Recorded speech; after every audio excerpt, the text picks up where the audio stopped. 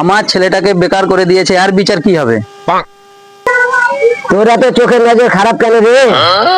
তুই সবকে এখনই বেড়েছি। কিছুদিন আগুতে নুন মোহাম্মদের বেটার সাথে ধরা পড়ছিল, কি আর বলবো রে ভাই। আর বলবো রে ভাই, আমার বেটাটাকে নষ্ট করে দিয়েছে, ইজ্জত লুটে নিয়েছে। তাহলে তো ক্ষতিপূরণ আগে করতে হবে, ক্ষতিপূরণ না করলে তো এই সবকে শেষ করে দিবে। ক্ষতিপূরণ তো দিতে পারবো না ভাই, তাহলে বিটির বিহাটা দিন দেবো। अच्छा তাহলে এত বকি লাভ নাই, ওকে ক্ষতিপূরণ দিতে হবে 25,000 টাকা মতন। कुछ भी 25,000 টাকায় কি আমার ছেলের ইজ্জতটা ফিরে যাবে?